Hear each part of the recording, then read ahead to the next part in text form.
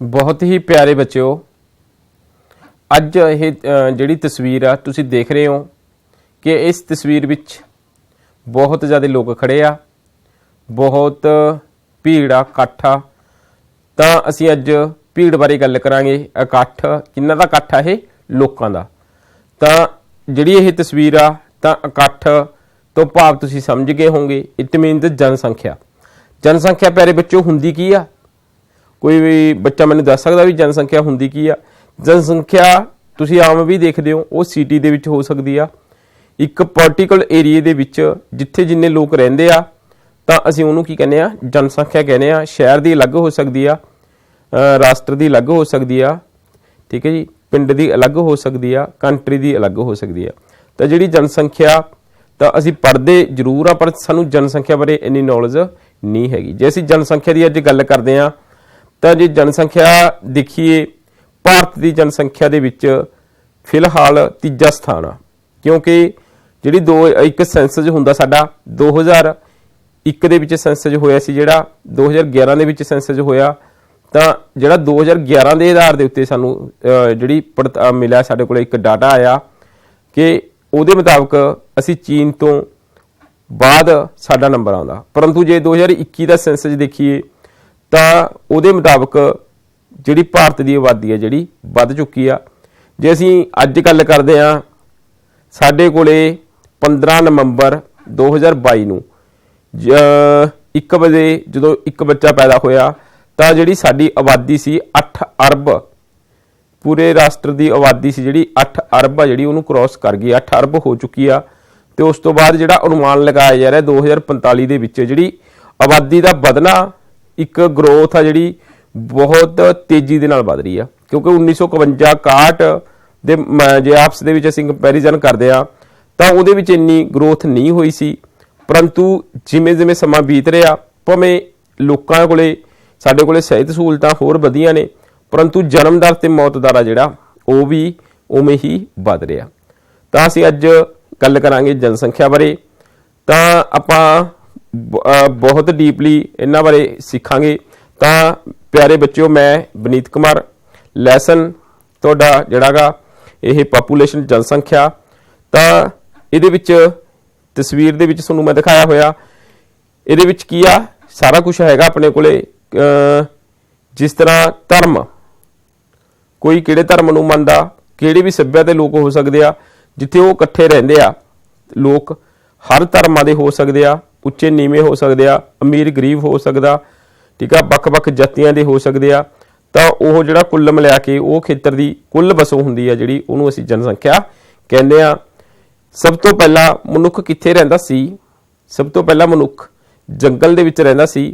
जंगलां विच रहिंदे होए उसने की महसूस कीता? तां उहने जंगलां दे विच रहिंदा सी, जिवें पूरा परा भज्जिया फिरदा, तां मनुख नूं लगदा नहीं सीगा भी, क्योंकि जिहड़ा सही समां गा ओह किहदे नाल विचरदा जे एक दे असीं दूजे नाल विचार वटांदरा करदे आ। अपने इकल्लेपन नूं दूर करन लई की कीता उहने? जदों इकल्लेपन नूं दूर करदा सी ओह शिकार करदा सी, कोई ना कोई काम करदा सी। जिस तरह जिहड़ी अग दी खोज आ वो भी पत्थरां दा, सारिआं दा इकल्लेपन दा ही नतीजा। तां जिहड़ियां भी अपने कोले जिन्नियां आईयां ते इकल्लेपन नूं दूर करन दे लई ओह वर्षे करदा सी, शिकार करदा सी, तां ਇਹ चीज़ां सी ਜਿਹੜੀਆਂ करदा सी। जनसंख्या की बनतर तो की भाव है उसके भागों बारे चर्चा करांगे अज असीं। जनसंख्या बारे मैं तुहानूं दस ही दिता। तां जनसंख्या दे विच असीं जिहड़ा भारत की गल करदे हां जी, भारत जिहड़ी हुण आउण वाले समय दे विच असीं दूजे नंबर दे उत्ते आ ते पहले नंबर दे उत्ते ही होवांगे जे साडा जिहड़ी सेंसस आ जिहड़ा नवां आ जे। तां तीजे नंबर दे उत्ते USA आ। तां मैं तुहानूं एक गल होर दसदा, हुण दूजे ते तीजे दा नहीं फर्क किन्ना हुंदा। जदों असीं सैकेंड ते थर्ड, फस्ट सैकेंड आंदे आ तां उहदे विच बहुत घੱਟ अंकां दा फर्क हुंदा। परंतु जिहड़ा साडा भारत जे असीं दूजे दे उत्ते लगाने आ ते USA नूं असीं तीजे दे उत्ते लाउने आ, अमरीका नूं।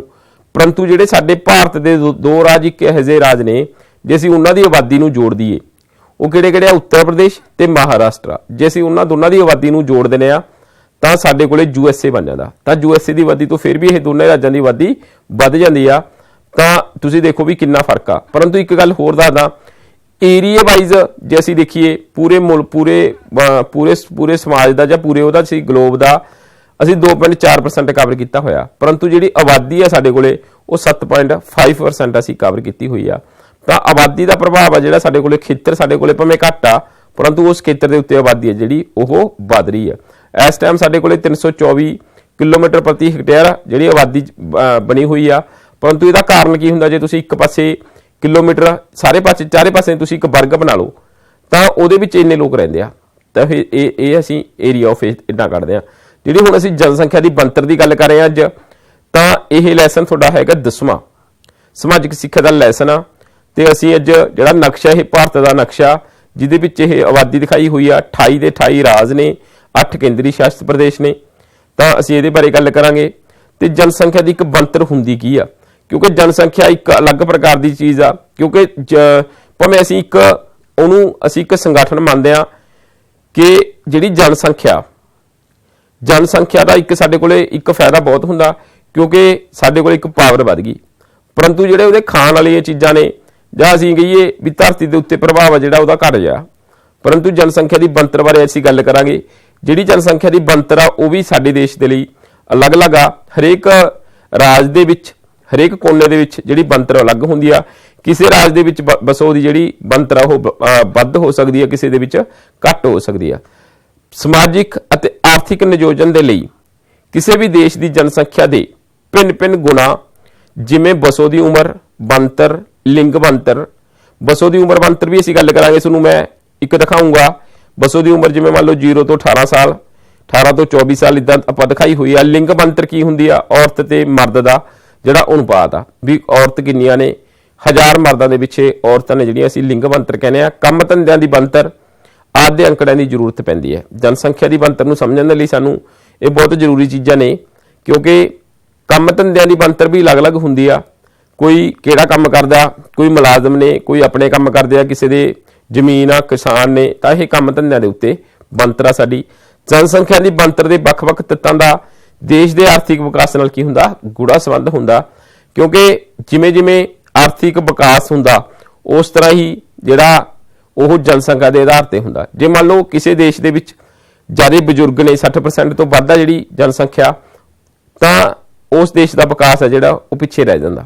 जिथे एक पासे यह जनसंख्या बनतर के तत्त खुद आर्थिक विकास तो प्रभावित होंगे हैं, दूसरे पासे आर्थिक विकास की उन्नति ते पद्धर नूं प्रभावित करते हैं। एट संखेप में असीं भारत की जनसंख्या, उम्र, लिंग, आर्थिक बनतर, कर्म बारे अध्ययन करांगे।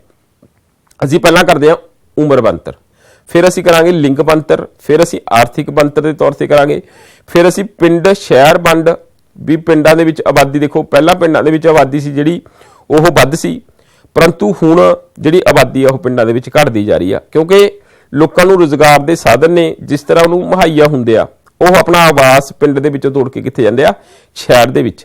तां इस तरह जिहड़े शहर वाले लोक ने ओह वड्डे शहरां दे विच जांदे आ, वड्डे शहर वाले दूसरे देशां दे विच जांदे आ। तां जिहड़ा साडा आवास आ इह भी आबादी दे उत्ते ही प्रभाव पांदा। जनसंख्या दी सभ्याचारक बनतर, जनसंख्या विच वाधा, सिक्ख्या ते सेहत। जनसंख्या दे विच वाधा जिहड़ा भावें 1981 तो लैके हुण 1992 2001 तक, 1991 ते 2001 की मरदशमारी तक पिछले सालों नालों घट वधिया, परंतु जिहड़ा वध रहा वाधा वह बहुत तेजी दे नाल की हो रहा वध रहा। सिक्ख्या ते सहूलत बारे भी असीं गल करांगे अज। पहली गल करदे असीं उम्र बनतर। उम्र बनतर दे विच की आ जांदा साडे कोले, उम्र बनतर दे विच किसी भी देश का खेतर की उम्र का माप 3 तत्तां निर्भर करता। इन्हां तत्तां विच पैदाइश, पैदा होना, मृतक ते प्रवास। पैदाइश की हुंदा, जन्म दर। मृतक हुंदी आ मौत दर। प्रवास की हुंदा, एक देश तो असीं मान लो एक स्टेट तो, पिंड तो, एक थां तो असीं दूजी थां दे उत्ते जाने आ, की आ प्रवास। ये सारा कुछ प्रभावित करता। इन्हां विचों किसी एक विच तब्दीली बाकी दोहां नूं प्रभावित करती है। जे असीं एक दे विच भी तब्दीली करते हैं तां भी ओह की हुंदी है, दूसरिਆਂ ਨੂੰ की करती है, ओह प्रभावित करती है। इन्हां तत्तां दा मिलिया जुलिया असर देश की आर्थिक, समाजिक हालत ते उम्र बनतर ते पैंदा है। इन्हां दे इह जिहड़े 3 तत्त मिले होए साडे कोले किहड़े-किहड़े, एक अपने कोले आर्थिक, समाजिक, जिहड़ी मान लो भी आर्थिक जिहड़ी साडी स्थिति आ ओह किहदे उत्ते प्रभाव पैंदा, ओह जिहड़े उपरले 3 तत्त ने, मौत दर दा ते प्रवास दा। क्योंकि प्रवास तां पहले ही असीं ਉਹੀ ਬੰਦਾ ਕਰਦਾ ਜਿਵੇਂ ਜਿਵੇਂ ਉਹਨੂੰ ਰੁਜ਼ਗਾਰ ਮਿਲਦਾ, ਸਹੂਲਤਾਂ ਮਿਲਦੀਆਂ ਨੇ, ਉਹ ਇੱਕ ਥਾਂ ਤੋਂ ਦੂਜੀ ਥਾਂ ਦੇ ਉੱਤੇ ਜਾਂਦਾ। ਤਾਂ ਇਸ ਤਰ੍ਹਾਂ ਜਿਹੜਾ ਪ੍ਰਵਾਸ ਦਾ ਆਰਥਿਕ ਤੇ ਸਮਾਜਿਕ ਦੀ ਹਾਲਤ ਦੇ ਉੱਤੇ ਬਣਤਰ ਦੇ ਉੱਤੇ ਪ੍ਰਭਾਵ ਪੈਂਦਾ। ਜੇ ਅਸੀਂ ਉਮਰ ਬਣਤਰ ਦੀ ਇਹਦੇ ਮੁਤਾਬਕ ਗੱਲ ਕਰਦੇ ਆ, ਇੱਕ ਡਾਇਗਰਾਮ ਦੇ ਮੁਤਾਬਕ ਗੱਲ ਕਰਦੇ ਆ, ਦੇਖੋ ਜੀ ਜਿਹੜੇ ਸਾਡੇ ਕੋਲੇ 0.14 ਸਾਲ ਦੇ ਜਨਸੰਖਿਆ ਉਹ ਸਿਰਫ 20.5% ਆ। ਜਿਹੜੀ 0.14 ਦੀ ਜਨਸੰਖਿਆ 14 ਸਾਲ ਤੋਂ ਘੱਟ ਦੇ ਬੱਚੇ ਨੇ ਉਹ ਨਿਰਭਰ ਹੁੰਦੇ ਆ। 20% ਜਿਹੜੇ ਬੱਚੇ ਨੇ ਉਹ ਜਨਸੰਖਿਆ ਦੇ ਉਹ ਕਿਸੇ ਦੇ ਉੱਤੇ ਡਿਪੈਂਡ ਨੇ, ਕਿਉਂਕਿ ਇਹ ਨਾ ਹੀ ਕੰਮ ਕਰਦੇ ਆ, ਨਾ ਹੀ ਇਹ ਆਪਣੇ ਜਿਹੜੇ ਸਾਧਨ ਨੇ ਕੋਈ ਵਰਤ ਸਕਦੇ ਆ। ਤਾਂ ਇਹ ਸਾਧਨਾਂ ਨੂੰ ਉਹ ਕਿਤੋਂ ਨਿਰਭਰ ਕਰਦੇ ਆ, ਇਹ ਕਿਸੇ ਦੇ ਉੱਤੇ ਨਿਰਭਰ ਕਰਦੇ ਆ। ਜਦੋਂ ਕਿ ਗਰੀਬ ਦੇਸ਼ਾਂ ਵਿੱਚ ਇਹ ਮਾਤਰਾ 35.7 ਆ। ਦੇਖੋ ਜੀ ਜਿੰਨਾ ਗਰੀਬ ਦੇਸ਼ ਆ, ਜਿਹੜੀ ਆਹ ਸੰਖਿਆ ਗਈ, ਜੇ 0.14 ਦੇ ਬੱਚੇ ਵੱਧ ਹੋਣਗੇ ਤਾਂ ਉਸ ਦੇਸ਼ ਦੇ ਗਰੀਬ ਸੰਖਿਆ ਜਿਹੜੀ ਉਹ ਗਰੀਬ ਦੇਸ਼ ਆ ਉਹ ਵਧੂਗਾ। ਜੇ ਮੰਨ ਲਓ ਇੱਥੇ 60% ਲੋਕ ਨੇ ਜਿਹੜੇ ਆਪ ਕਮਾ ਨਹੀਂ ਰਹੇ ਤਾਂ ਉਹ ਕਿਤੇ ਨਿਰਭਰ ਨੇ, ਉਹ ਦੂਸਰਿਆਂ ਦੇ ਉੱਤੇ ਨਿਰਭਰ ਨੇ। ਤਾਂ ਜਿਵੇਂ ਜਿਵੇਂ ਇਹਨਾਂ ਦੀ ਸੰਖਿਆ ਵੱਧਦੀ ਆ ਤਾਂ ਦੇਸ਼ ਦਾ ਜਿਹੜਾ ਜਨਸੰਖਿਆ ਦੀ ਤੇ ਉੱਤੇ ਮਾੜਾ ਪ੍ਰਭਾਵ ਪੈਂਦਾ। ਤੇ ਅਸੀਂ ਦੇਖੀਏ ਤਾਂ ਦੂਸਰੇ ਪਾਸੇ 65% ਤੋਂ 65% ਤੇ ਇਸ ਤੋਂ ਵੱਧ ਉਮਰ ਵਾਲੇ ਅਮੀਰ ਦੇਸ਼ਾਂ ਵਿੱਚ 12.7, ਗਰੀਬ ਦੇਸ਼ਾਂ ਵਿੱਚ ਕੇਵਲ 4.5% ਮਾਤਰਾ ਹੈ। ਦੇਖੋ ਜੀ ਜੇ ਅਸੀਂ ਦੂਸਰੇ ਦੇਸ਼ਾਂ ਦੇ ਵਿੱਚ ਦੇਖਦੇ ਆ 65% ਤੋਂ ਵੱਧ ਵਾਲੇ ਉਮਰ ਵਰਗ ਵਾਲੇ ਕੀ ਆਉਂਦੇ ਆ, ਅਮੀਰ ਦੇ ਵਿੱਚ ਆਉਂਦੇ ਆ। ਜੇ ਅਸੀਂ ਦੇਖਦੇ ਆ ਉਹ ਕੀ ਨੇ, ਅਨਕੋਮਿਡੈਂਟਨ ਵੋਮੈਨਸ ਨੇ ਜਿਵੇਂ 18 ਤੋਂ 39 ਦੇ ਵਿੱਚ 29% ਨੇ ਸਾਡੇ ਕੋਲੇ, ਮੈਨ ਨੇ ਜਿਹੜੇ 43%, ਠੀਕ ਆ, ਏਜ ਓਵਰ ਨੇ 11%। ਤਾਂ ਇਹ ਸਾਡੇ ਕੋਲੇ ਇੱਕ ਬਣਤਰ ਸੀ ਉਮਰ ਵਰਗ ਜਿਹਦੇ ਵਿੱਚ 65 ਸਾਲ ਤੋਂ ਵੱਧ ਦੀ ਉਮਰ ਦੇ ਲੋਕ ਨੇ ਜਿਹੜੇ ਉਹ ਅਮੀਰ ਦੇਸ਼ਾਂ ਦੇ ਵਿੱਚ ਆਉਂਦੇ ਆ। ਜੇ ਜਿੰਨੀ ਪਰਸੈਂਟੇਜ ਵੱਧ ਜਾਂਦੀ ਆ, ਜੇ ਜਿਹੜੀ ਬੱਚਿਆਂ ਦੀ ਸੰਖਿਆ ਵੱਧ ਜਾਂਦੀ ਆ ਉੱਥੇ ਉਹ ਗਰੀਬ ਦੇਸ਼ਾਂ ਦੇ ਵਿੱਚ ਆਉਂਦੇ ਆ। ਜੇ ਅਸੀਂ ਪੂਰੇ ਸੰਸਾਰ ਦੀ ਸਾਰਣੀ ਦੀ ਗੱਲ ਕਰਦੇ ਆ ਤਾਂ ਸੰਸਾਰ ਦੇ ਵਿੱਚ 33.4% ਜਿਹੜੇ ਲੋਕ ਨੇ ਉਹ ਕੀ ਨੇ, ਉਮਰ ਵਰਗ ਦੀ ਜਨਸੰਖਿਆ ਦੇ ਮੁਤਾਬਕ 0.14 ਤੋਂ ਵਿੱਚੋਂ ਆਉਂਦੇ ਆ। 34% 33.5% ਲੋਕ ਨੇ ਜਿਹੜੇ ਉਹ 0.14 ਦੇ ਵਿੱਚ ਆਉਂਦੇ ਆ। ਪੂਰੇ ਸੰਸਾਰ ਦੀ ਗੱਲ ਕਰਦੇ ਆ। 15 ਤੋਂ 64 ਦੀ ਗੱਲ ਕਰਦੇ ਆ ਤਾਂ ਸਾਡੇ ਕੋਲੇ 60.7% ਨੇ ਜਿਹੜੇ ਲੋਕ ਨੇ ਜਿਹੜੇ ਇਹ ਆ ਜਿਹੜਾ ਇਹ ਅੰਕੜਾ ਲੋਕਾਂ ਜਿਹੜਾ ਦੇਸ਼ ਦੀ ਕਿਹਦੇ ਲਈ ਸਹੀ ਹੁੰਦਾ, ਅਮੀਰੀ ਗਰੀਬੀ ਦੇ ਲਈ ਬਹੁਤ ਸਹੀ ਹੁੰਦਾ। ਕਿਉਂਕਿ ਜਿਹੜੇ ਲੋਕ ਨੇ 15 ਸਾਲ ਦੀ ਉਮਰ ਤੋਂ ਬਾਅਦ ਆਪਣੇ ਬਾਰੇ ਸੋਚਦੇ ਆ, ਆਮਦਨ ਬਾਰੇ ਸੋਚਦੇ ਆ ਤੇ ਵੋਟ ਬਾਰੇ ਸੋਚਦੇ ਆ ਤੇ ਦੇਸ਼ ਪ੍ਰਤੀ ਸੋਚਦੇ ਆ ਤੇ ਕੰਮ ਦੇ ਜਿਹੜੇ ਕੰਮ ਨੇ ਇਹਨਾਂ ਦੀ ਉਮਰ ਦੇ ਵਿੱਚ ਹੀ ਮਿਲਦੇ ਆ। 15 ਤੋਂ 64 ਦੀ ਆਬਾਦੀ ਆ ਜਿਹੜੀ ਸਾਡੇ ਕੋਲੇ 60.7% ਆ। ਜਿਹੜੇ ਕੋਲੇ ਸਾਡੇ ਕੋਲੇ 65% ਲੋਕ ਨੇ, 65 ਤੋਂ ਉੱਪਰ ਨੇ ਜਾਂ 65 ਨੇ, ਉਹ 5.9 ਨੇ। ਇਹ ਪੂਰੇ ਸੰਸਾਰ ਦਾ ਸਾਡੇ ਕੋਲੇ ਡਾਟਾ। ਜੇ ਉੱਚੀ ਆਮਦਨ ਵਾਲੇ ਦੇਖੀਏ ਸਾਡੇ ਕੋਲੇ ਦੇਸ਼ ਨੇ 20.5%, 0.14 ਵਾਲੇ ਵਰਗ ਦੇ ਵਿੱਚ ਸਾਡੇ ਕੋਲੇ ਉੱਚੀ ਆਮਦਨ ਵਾਲੇ 20.5% ਨੇ। ਸਧਾਰਨ ਆਮਦਨ ਵਾਲੇ ਨੇ ਇਹਦੇ ਵਿੱਚ 36.6%, ਘੱਟ ਆਮਦਨ ਵਾਲੇ ਦੇਸ਼ ਨੇ 35.7%। ਸੰਯੁਕਤ ਰਾਜ ਅਮਰੀਕਾ ਜਿਹੜਾ 21.6 ਦੇ ਨਾਲ ਖੜਿਆ ਤੇ ਚੀਨ ਆ ਜਿਹੜਾ 27.2 ਦੇ ਨਾਲ ਖੜਿਆ। ਭਾਰਤ ਜਿਹੜਾ 37.2 ਦੇ ਨਾਲ ਪਿੱਛੇ ਆ। ਤਾਂ ਇਸ ਉਮਰ ਦੇ ਵਿੱਚ ਤਾਂ ਜਿਹੜਾ ਅਸੀਂ ਇਹ ਤਿੰਨਾਂ ਦੀ ਗੱਲ ਕਿਉਂ ਕਰ ਰਹੇ ਆ, ਕਿਉਂਕਿ ਚੀਨ ਆ ਜਿਹੜਾ ਆਬਾਦੀ ਦੇ ਵਿੱਚ ਪਹਿਲਾ ਸਥਾਨ ਪ੍ਰਾਪਤ ਕੀਤਾ ਹੋਇਆ, ਭਾਰਤ ਨੇ ਦੂਜਾ ਕੀਤਾ ਹੋਇਆ ਤੇ ਸੰਯੁਕਤ ਰਾਜ ਅਮਰੀਕਾ ਨੇ ਤੀਜਾ ਪ੍ਰਾਪਤ ਕੀਤਾ ਹੋਇਆ। ਜੇ ਅਸੀਂ ਉਮਰ ਵਰਗ ਦੇ ਮੁਤਾਬਕ ਲਗਾਈਏ, ਉਮਰ ਵਰਗ ਦੇ ਮੁਤਾਬਕ ਭਾਰਤ ਪਹਿਲੇ ਤੇ ਆ ਰਿਹਾ, ਚੀਨ ਦੂਜੇ ਤੇ ਆ ਰਿਹਾ ਤੇ ਸੰਯੁਕਤ ਰਾਜ ਅਮਰੀਕਾ ਤੀਜੇ ਤੇ ਉੱਤੇ ਆ ਰਿਹਾ।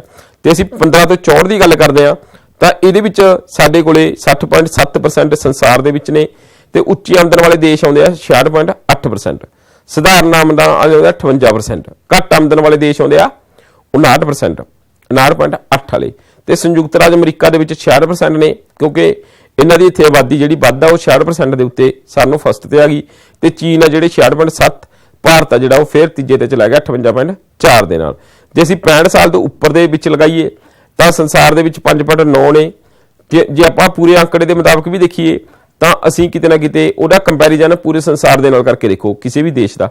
ਜੇ ਮੰਨ ਲਓ ਅਸੀਂ 5.9 ਨੂੰ ਭਾਰਤ ਦਾ ਕਿਹਦੇ ਨਾਲ ਕੰਪੈਰੀਜ਼ਨ ਕਰਾਂਗੇ, 4.4 ਦੇ ਨਾਲ, ਚੀਨ ਦਾ 6.1 ਦੇ ਨਾਲ ਕਰਾਂਗੇ, ਕਿਉਂਕਿ ਇਹਨਾਂ ਦੀ ਸੰਸਾਰ ਦੇ ਮੁਤਾਬਕ ਤਾਂ ਵੱਧ ਆ ਪਰ ਭਾਰਤ ਦੀ ਇੱਥੇ ਘੱਟ ਆ।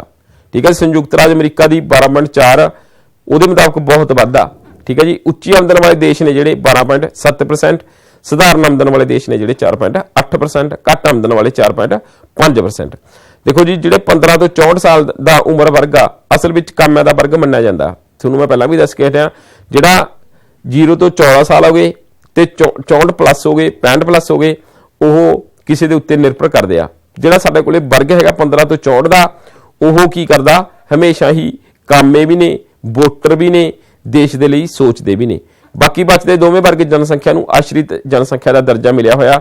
ਜਿਹੜੇ 15 ਤੋਂ 64 ਸਾਲ ਦੀ ਉਮਰ ਦੇ ਲੋਕ ਨੇ ਤੇ ਜਿਹੜੇ 14 ਸਾਲ ਤੋਂ ਘੱਟ ਨੇ ਤੇ 65 ਪਲੱਸ ਨੇ, ਉਹ ਕਿਹਦੇ ਉੱਤੇ ਨਿਰਭਰ ਨੇ? 15 ਤੋਂ 64 ਵਾਲੇ ਪਾਸੇ ਨਿਰਭਰ ਨੇ। ਉਹ ਪਿਛਲੀ ਸਾਰਣੀ ਤੋਂ ਪ੍ਰਾਪਤ ਅੰਕੜਿਆਂ ਨੂੰ ਘੋਖਣ ਦੇ ਬਾਅਦ ਇਹ ਪਤਾ ਲੱਗਦਾ ਹੈ ਕਿ ਭਾਰਤ ਵਿੱਚ ਇਸ ਕਾਮੇ ਵਰਗ ਦੀ ਜਨਸੰਖਿਆ ਨਾ ਕਿ ਸੰਸਾਰ ਵਿੱਚ ਬਲਕਿ ਸਾਡੀ ਪੜੋਸੀ ਦੇਸ਼ ਚੀਨ ਅਮੀਰ ਦੇਸ਼ਾਂ ਦੇ ਮੁਕਾਬਲੇ ਬਹੁਤ ਘੱਟ ਹੈ, ਜਿਸ ਕਰਕੇ ਦੇਸ਼ ਦੇ ਆਸ਼ਰਿਤ ਜਨਸੰਖਿਆ ਵਰਗ ਦਾ ਦਬਾਅ ਬਹੁਤ ਜ਼ਿਆਦਾ ਹੈ। ਦੇਖੋ ਜੀ, ਜਿਹੜੇ ਬਿਨਾਂ ਕੰਮ ਕਰਨ ਵਾਲੇ ਹੁੰਦੇ ਆ, ਕਾਮੇ ਜਾਂ ਬਿਨਾਂ ਲੋਕ ਹੁੰਦੇ ਆ, ਉਹ ਜਦੋਂ ਦੂਸਰੇ ਦੇ ਉੱਤੇ ਆਸ਼ਰਿਤ ਹੁੰਦੇ ਆ ਜਨਸੰਖਿਆ ਦਾ, ਉਹਦੇ ਉੱਤੇ ਕੀ ਹੁੰਦਾ? ਦਬਾਅ ਵੱਧ ਜਾਂਦਾ, ਤਾਂ ਉੱਥੇ ਜਿਹੜੀ ਆਮਦਨ ਰੇਟ ਘਟ ਜਾਂਦਾ। ਤਾਂ ਜੇ ਉਮਰ ਬਣਤਰ ਦੇ ਹਿਸਾਬ ਨਾਲ ਅਸੀਂ ਗੱਲ ਕਰਦੇ ਹਾਂ ਤਾਂ ਦੇਖੋ ਜੀ, ਜਿਹੜੀ ਚੇਂਜ ਆਫ ਨੰਬਰ ਅਮਰੀਕਾ ਬਾਈ 2000 ਅਸੀਂ ਲੈਤੀ ਹੋਈ ਹੈ, ਇਹ ਅੰਕੜਾ ਲੈਤਾ 2000 ਤੋਂ 2020 ਤੱਕ ਦਾ। ਤਾਂ ਅੰਡਰ 14 ਦੇ ਵਿੱਚ ਸਾਡੇ ਕੋਲੇ 7% ਆਉਂਦੇ ਸੀ, 15 ਤੋਂ 24 ਦੇ ਵਿੱਚ ਸਾਡੇ ਕੋਲੇ 8% ਆਉਂਦੇ ਸੀ, 25 ਤੋਂ 34 ਦੇ ਵਿੱਚ ਸਾਡੇ ਕੋਲੇ 7% ਆਉਂਦੇ ਸੀ, 35 ਤੋਂ 44 ਦੇ ਵਿੱਚ ਨੀਚੇ ਸਾਡੇ ਕੋਲੇ ਮੈਂਸ ਦੇ ਵਿੱਚ ਆਉਂਦੇ ਸੀ, ਮੈਂਸ 10%। ਜਿਹੜੇ ਇਸ ਉਮਰ ਦਾ ਵੀ ਕਾਫੀ ਪ੍ਰਭਾਵ ਪੈਂਦਾ 35 ਤੋਂ 44 ਦਾ। 45 ਤੋਂ 54 ਦੇ ਵਿੱਚ ਸਾਡੇ ਕੋਲੇ ਸਿਰਫ 3% ਲੋਕ ਸੀਗੇ। ਜਿਹੜੇ 55 ਤੋਂ 64 ਦੇ ਵਿੱਚ ਸੀ ਉਹ 73%, ਜਿਹੜੇ 65 ਪਲੱਸ ਸੀ ਉਹ 54%। ਤੇ ਦੇਖੋ ਜੀ, ਸਾਰਿਆਂ ਨੂੰ ਵੱਧ ਅੰਕੜਾ ਹੈਗਾ ਤੁਹਾਡੇ ਕੋਲੇ 55 ਤੋਂ 64 ਦਾ ਤੇ 65 ਦਾ। ਤਾਂ ਇਹਦੇ ਨਾਲ ਜਿਹੜਾ ਆਰਥਿਕ ਵਿਕਾਸ ਆ ਉਹ ਰੁਕ ਜਾਂਦਾ ਤੇ ਵੱਧ ਨਹੀਂ ਸਕਦਾ। ਉਸ ਜਿਹੜੀ ਲਾਈਨ ਦੇ ਮੁਤਾਬਕ ਚੱਲਣਾ ਚਾਹੀਦਾ। ਜੇ ਅਸੀਂ ਉਮਰ ਬਣਤਰ ਦੀ ਹੁਣ ਗੱਲ ਕੀਤੀ ਹੈ, ਦੇਖੀ ਆ, ਤਾਂ ਇਸ ਉਮਰ ਬਣਤਰ ਦੇ ਅਧਿਐਨ ਦੇ ਕਈ ਫਾਇਦੇ ਨੇ। ਬਾਲ ਉਮਰ ਵਰਗ ਸਾਡੇ ਕੋਲੇ ਆ ਜਾਂਦਾ ਜੀ 0.14 ਦੀ ਕੁੱਲ ਆਮਦਨ ਜਨਸੰਖਿਆ ਬਾਰੇ ਜਾਣਕਾਰੀ। ਸਰਕਾਰ ਇਹਨਾਂ ਗੱਲਾਂ ਤੋਂ ਸਾਫ਼ ਪਤਾ ਲੱਗਦਾ ਹੈ ਕਿ ਸਿੱਖਿਆ, ਜਿਵੇਂ ਮੰਨ ਲਓ ਹੁਣ ਸਾਡੇ RT ਲਾਗੂ ਹੋਈ ਆ, ਨਵੀਂ ਐਜੂਕੇਸ਼ਨ ਪਾਲਿਸੀ ਲਾਗੂ ਹੋਈ ਆ, ਤਾਂ ਉਹ 0 ਤੋਂ 64% 14 ਦੇ ਸਾਲ ਦੇ ਸਾਡੇ ਕੋਲੇ ਬੱਚੇ ਨੇ ਜਿਹੜੇ, ਉਹਨਾਂ ਦੇ ਉੱਤੇ ਪ੍ਰਭਾਵ ਪੈਂਦਾ। ਜਿਵੇਂ ਇਹ ਵਧੂਗਾ ਤਾਂ ਸਰਕਾਰ ਦੀਆਂ ਨੀਤੀਆਂ ਨੇ ਜਿਹੜੀਆਂ ਉਹਨਾਂ ਦੇ ਮੁਤਾਬਕ ਹੀ ਕੰਮ ਕਰਦੀਆਂ ਨੇ। ਕਿਉਂਕਿ ਜਿਹੜੀ ਹੁਣ RT ਦੀ ਗੱਲ ਕਰੀਏ ਤਾਂ ਉਹ ਵੀ 14 ਸਾਲ ਦੇ ਬੱਚਿਆਂ ਤੱਕ ਹੀ ਕੀ ਕਰਦੀ ਸੀ? ਕੰਮ ਕਰਦੀ ਸੀ। 14 ਸਾਲ ਦੇ ਬੱਚਿਆਂ ਤੱਕ ਖਾਣਾ ਫ੍ਰੀ ਸੀ ਤੇ ਉਹ ਸੀਗਾ। 2020 ਦੀ ਪਾਲਿਸੀ ਦੇ ਵਿੱਚ ਵੀ 0 ਤੇ 14 ਸਾਲ ਦੇ ਬੱਚਿਆਂ ਨੂੰ ਸਿੱਖਿਆ ਤੇ ਸਿਹਤ ਦੇ ਲਈ ਕੀ ਰੱਖਿਆ ਹੋਇਆ? ਅੱਗੇ ਰੱਖਿਆ ਹੋਇਆ। ਸਿਹਤ ਅਤੇ ਸਮਾਜਿਕ ਸੇਵਾਵਾਂ ਦੇ ਖੇਤਰ ਵਿੱਚ ਕਿੰਨੀਆਂ ਸਹੂਲਤਾਂ ਦੀ ਜ਼ਰੂਰਤ ਹੈ, ਇਸ ਅਨੁਸਾਰ ਨਵੇਂ ਸਕੂਲ ਕੇਂਦਰ, ਜਨਤਕ ਕੇਂਦਰ ਦਾ ਨਿਰਮਾਣ ਕਰਵਾਇਆ ਜਾ ਸਕਦਾ ਹੈ। ਦੇਖੋ ਜੀ, ਜਿੰਨੇ ਸਾਡੇ ਕੋਲ ਇਹ ਚੀਜ਼ ਵੱਧ ਹੋਊਗੀ, ਏਜ ਕੰਪੈਰੀਜ਼ਨ ਦਾ ਇੱਕ ਬਹੁਤ ਵੱਡਾ ਫਾਇਦਾ ਇਹ ਆ, ਕਿਉਂਕਿ 0 ਤੋਂ 14 ਸਾਲ ਦੇ ਸਾਡੇ ਕੋਲੇ ਬੱਚੇ ਵੱਧ ਜਾਂਦੇ ਆ, ਤਾਂ ਸਾਨੂੰ ਇਹ ਪਤਾ ਲੱਗ ਜਾਂਦਾ ਵੀ ਜਿਹੜੀ ਸਿੱਖਿਆ, ਸਿਹਤ ਕਿੰਨੇ ਕੁ ਲੋਕਾਂ ਨੂੰ ਚਾਹੀਦੀ ਆ। ਉਹਦੇ ਮੁਤਾਬਕ ਨਵੇਂ ਸਕੂਲ ਬਣਾਏ ਜਾ ਸਕਦੇ ਆ, ਸਿਹਤ ਕੇਂਦਰ ਬਣਾਏ ਜਾ ਸਕਦੇ ਆ, ਜਨਤਕ ਕੇਂਦਰ ਬਣਾਏ ਜਾ ਸਕਦੇ ਆ। ਜੇ ਅਸੀਂ ਉਮਰ ਬਣਤਰ ਦੀ ਗੱਲ ਕਰਦੇ ਆ ਤਾਂ ਉਮਰ ਬਣਤਰ ਦੇ ਮੁਤਾਬਕ ਅਸੀਂ 3 ਕੱਢੇ ਹੋਇਆ, ਮੇਲ, ਫੀਮੇਲ ਤੇ ਕੰਪੈਰੀਜ਼ਨ। ਤਾਂ ਤਿੰਨਾਂ ਦੀ ਕੰਪੈਰੀਜ਼ਨ ਕੀਤਾ ਹੋਇਆ। ਤਾਂ ਜਿਵੇਂ ਜਿਵੇਂ ਸਾਡੇ ਕੋਲੇ ਅੰਕੜੇ ਵੱਧ ਰਹੇ ਆ ਤਾਂ ਉਵੇਂ ਉਵੇਂ ਸਾਨੂੰ ਪਤਾ ਲੱਗ ਰਿਹਾ ਗ੍ਰਾਫ ਦੇ ਵਿੱਚੋਂ, ਤਾਂ ਤਿੰਨੇ ਦੇਸ਼ਾਂ ਦਾ ਆਪਸ ਦੇ ਵਿੱਚ ਕੀ ਆ? ਕੰਪੈਰੀਜ਼ਨ ਆ। ਨਾਲ ਹੀ ਦੇਸ਼ ਵਿੱਚ ਕਿੰਨੇ ਲੋਕ ਮਤ ਅਧਿਕਾਰ ਵੋਟਰ ਵਰਗ ਵਿੱਚ ਹਨ। ਲੋਕਤੰਤਰ ਪ੍ਰਣਾਲੀ ਬਹੁਤ ਹੀ ਜ਼ਰੂਰੀ ਹੈ। ਉਮਰ ਬਣਤਰ ਅੰਕੜਿਆਂ ਦੇ ਅਨੁਸਾਰ ਦੇਸ਼ ਵਿੱਚ ਲਗਭਗ 54% ਵੋਟਰ ਹੋਣੇ ਚਾਹੀਦੇ ਨੇ। ਕਿੰਨੇ ਪਰਸੈਂਟ ਵੋਟਰ ਹੋਣੇ ਚਾਹੀਦੇ ਆ? 54%। ਜੇ ਅਸੀਂ ਅੰਕੜਿਆਂ ਦੇ ਮੁਤਾਬਕ ਦੇਖਦੇ ਹਾਂ, ਅਸੀਂ ਗੱਲ ਕਰਦੇ ਹਾਂ ਵੀ ਸਾਡੇ ਕੋਲੇ ਆਬਾਦੀ ਦੇ ਮੁਤਾਬਕ ਸਿਰਫ 55 ਜਾਂ 54% ਵੋਟਰ ਹੋਣੇ ਚਾਹੀਦੇ, ਪਰੰਤੂ ਸਾਡੇ ਕੋਲੇ ਇਸ ਟਾਈਮ 60% ਲੋਕ ਵੋਟਰ ਹੀ ਨੇ। ਹੁਣ ਜਿਹੜੇ ਵੋਟਰ ਹੋਣਗੇ ਉਹ ਇਹ ਜ਼ਰੂਰੀ ਨਹੀਂ ਹੈਗਾ ਵੀ ਉਹ ਆਪਣੀ ਇਨਕਮ ਦਾ ਸਾਧਨ ਹੋਣਗੇ। ਜਿਵੇਂ ਅਸੀਂ ਪਹਿਲਾਂ ਇੱਕ ਗ੍ਰਾਫ ਦੇ ਵਿੱਚ ਦੇਖਿਆ, ਜਿਹੜੇ ਸਾਡੇ ਕੋਲੇ 64 ਪਲੱਸ ਨੇ ਜਾਂ 65 ਪਲੱਸ ਨੇ, 70 ਪਲੱਸ ਨੇ, ਤਾਂ ਉਹਨਾਂ ਦੀ ਸੰਖਿਆ ਜਿਹੜੀ ਉਹ ਬਹੁਤ ਵੱਧ ਆ। ਉਹਨਾਂ ਦੀ ਵਧਣ ਕਰਕੇ ਜਿਹੜੀ ਸਾਡੇ ਵੋਟ ਪਰਸੈਂਟੇਜ ਵੱਧ ਗਿਆ ਇਕੱਲਾ, ਪਰੰਤੂ ਜਿਹੜੀ ਸਮਾਜ ਨੂੰ ਜਾਂ ਜਨਸੰਖਿਆ ਦੇ ਵਿੱਚ ਜਾਂ ਦੇਸ਼ ਵਾਸਤੇ ਉਹਨਾਂ ਦਾ ਕੀ ਆ? ਬੈਕ ਸ਼ੁਰੂ ਹੋ ਜਾਂਦੀ ਆ। ਤਾਂ ਲਿੰਗ ਬਣਤਰ, ਜੇ ਅਸੀਂ ਲਿੰਗ ਬਣਤਰ ਦੀ ਗੱਲ ਕਰਦੇ ਹਾਂ, ਲਿੰਗ ਅਨੁਪਾਤ ਦਾ ਭਾਰਤ ਵਿੱਚ ਮਤਲਬ 1000 ਆਦਮੀਆਂ ਪਿੱਛੇ ਔਰਤਾਂ ਦੀ ਸੰਖਿਆ ਕਿੰਨੀ ਹੈ। ਜੇ ਹੁਣ ਅਸੀਂ 2011 ਦੀ ਮਰਦਸ਼ੁਮਾਰੀ ਦੇ ਮੁਤਾਬਕ ਦੇਖੀਏ, 933 ਕੁੜੀਆਂ ਨੇ ਜਿਹੜੀਆਂ 1000 ਦੇ ਪਿੱਛੇ, ਤਾਂ ਇਹ ਲਿੰਗ ਅਨੁਪਾਤ ਆ, ਸਾਡਾ ਲਿੰਗ ਬਣਤਰ ਆ। ਤਾਂ ਇਹ 2003 ਦਾ ਲਿੱਤਾ ਹੋਇਆ। 0 ਤੋਂ 14, 0 ਤੋਂ 4, 5 ਤੋਂ 9, 10 ਤੋਂ 14, 5 ਸਾਲ ਦਾ ਡਿਫਰੈਂਸ ਲੈ ਕੇ ਅਸੀਂ 80 ਪਲੱਸ ਤੱਕ ਲੈ ਗਏ ਆ। ਤਾਂ ਇਹਨਾਂ ਦਾ ਪਤਾ ਲੱਗਦਾ ਵੀ ਮੇਲ ਤੇ ਫੀਮੇਲ ਦਾ ਜਿਹੜਾ ਅੰਤਰ ਆ ਉਹ ਉੱਪਰ ਆ ਜਾ ਕੇ ਬਰਾਬਰ ਹੋ ਜਾਂਦਾ, ਤੇ ਨੀਚੇ ਆ ਜਿਹੜਾ ਦੇਖੋ, ਜੇ ਅਸੀਂ ਲਾਈਏ ਮੇਲ ਇੱਕ ਪਾਸੇ ਮੇਲ ਨੇ ਸਾਡੇ ਕੋਲੇ, ਇੱਕ ਪਾਸੇ ਕੀ ਨੇ? ਫੀਮੇਲ। ਜਿਹੜਾ 0 ਤੋਂ 14 ਦੇ ਜਿਹੜੇ ਸਾਡੇ ਕੋਲੇ 0 ਤੋਂ 4 ਦੇ ਨੇ ਮੇਲ, ਉਹ ਵੀ ਮੋਸਟਲੀ ਬਰਾਬਰ ਨੇ। ਤੇ ਉੱਪਰ ਜਾ ਕੇ ਥੋੜਾ ਜਿਹਾ ਜਿਹੜਾ ਸਾਡੇ ਕੋਲੇ ਏਜ ਆ 40 ਤੋਂ 44 ਦੇ ਵਿੱਚ ਥੋੜਾ ਜਿਹਾ ਡਿਫਰੈਂਸ ਪੈ ਜਾਂਦਾ। क्योंकि इस उम्र ਦੇ ਵਿੱਚ ਮੇਲ ਵੱਧ ਜਾਂਦੇ ਨੇ ਮੇਲ ਵੱਧ ਜਾਂਦਾ ਫੀਮੇਲ ਘਟ ਜਾਂਦੀਆਂ ਨੇ। ਲਿੰਗ ਅਨੁਪਾਤ ਦਾ ਭਾਰਤ ਵਿੱਚ ਮਤਲਬ 1000 ਆਦਮੀਆਂ ਪਿੱਛੇ ਔਰਤਾਂ ਦੀ ਸੰਖਿਆ ਅੱਜ ਕੱਲ ਸਮਾਜ ਵਿੱਚ ਇਸਤਰੀਆਂ ਨੂੰ ਸਮਾਨ ਨਜ਼ਰ ਨਾਲ ਦੇਖਿਆ ਜਾਂਦਾ ਹੈ, ਕਿਉਂਕਿ ਕਿਸੇ ਸਮੇਂ ਸੀ ਇਸਤਰੀਆਂ ਦੀ ਜਿਹੜੀ ਦਿਸ਼ਾ ਸੀ ਉਹ ਬਹੁਤ ਮਾੜੀ ਸੀ, परंतु अज आ जिहड़ा इस्त्रियां दी दिशा बहुत वधिया ते उन्हां नूं समान नज़र नाल देखिया जांदा।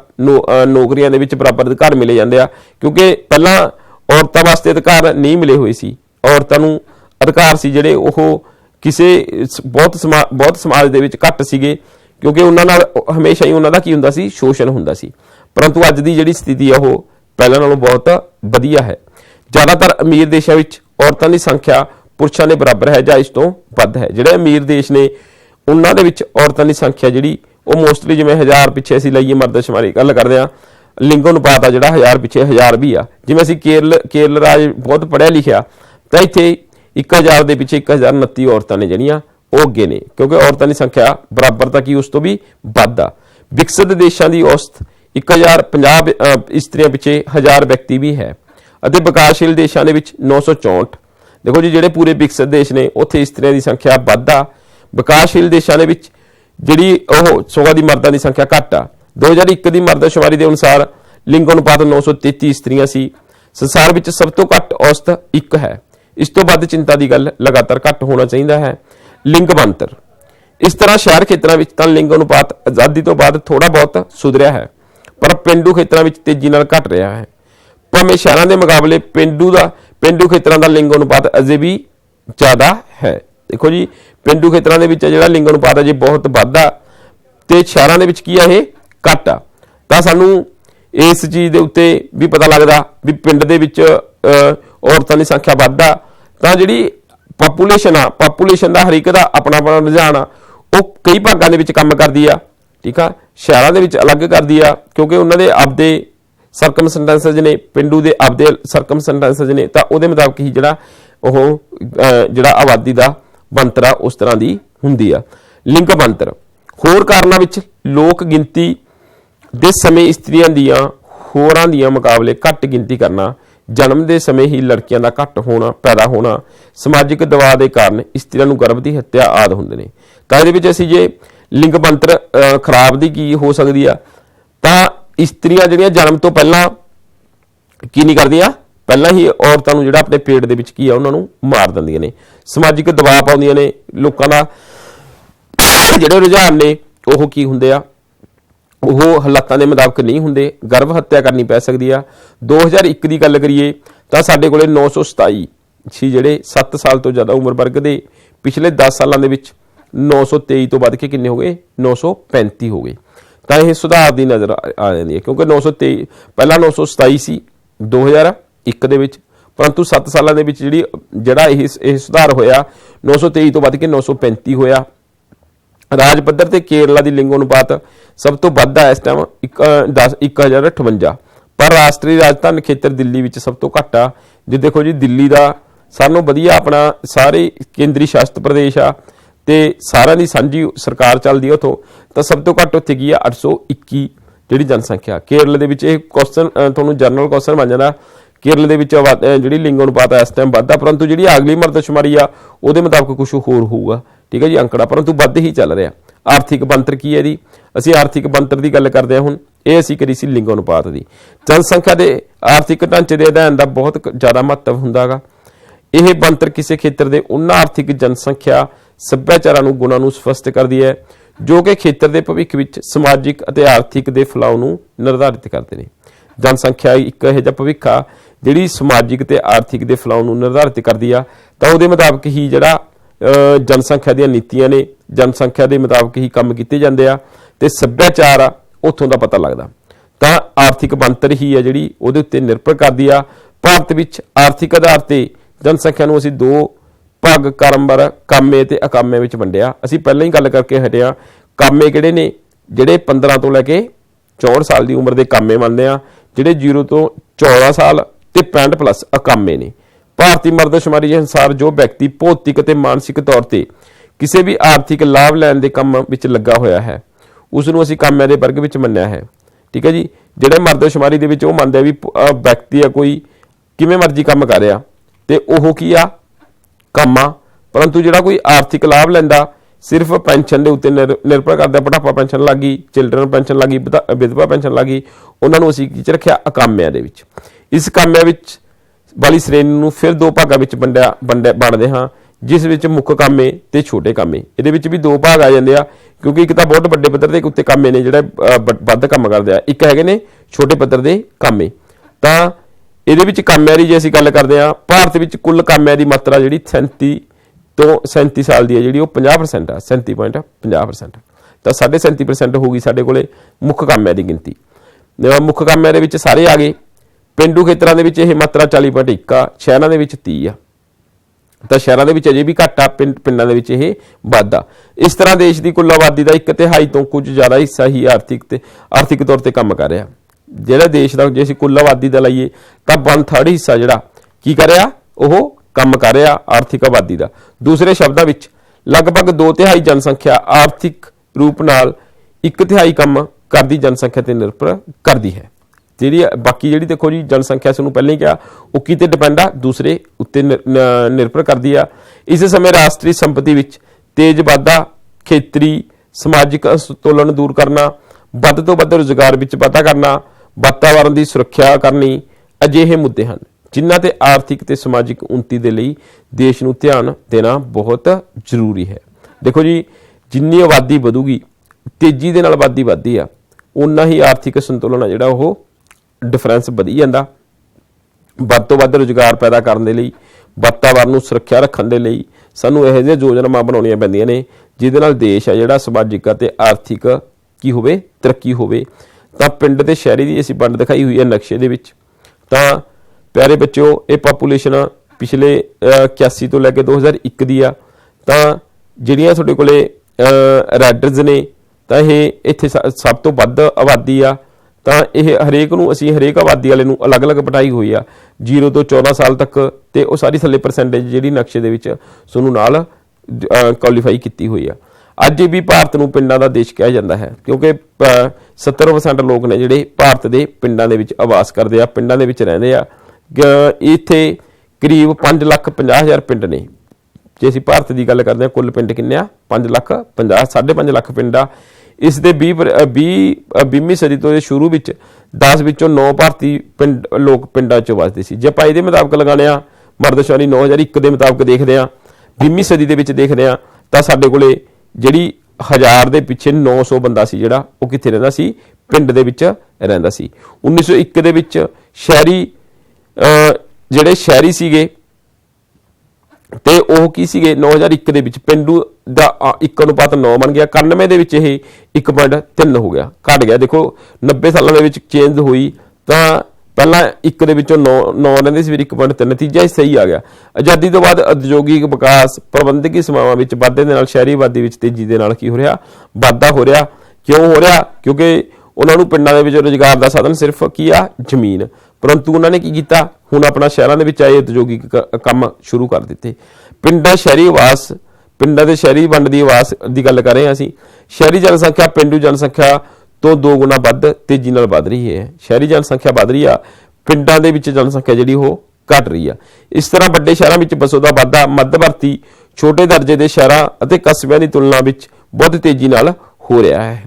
ठीक है जी, छोटे जिहड़े अपने कोले हो रहा। 1996 ਦੇ ਵਿੱਚ देश की कुल शहरी जनसंख्या का लगभग 65% भाग 1 ਲੱਖ ਜਾਂ इस तो ਵੱਧ जनसंख्या वाले पहले दर्जे शहरों में रहिंदे हैं। ठीक है जी, जिहड़े कुल शहरी जे असीं देखिए कुल शहरी जनसंख्या 65% लोग ने जिहड़े वो 1 ਲੱਖ तो ਵੱਧ जनसंख्या वाले पहले दर्जे के शहरों में रहिंदे आ।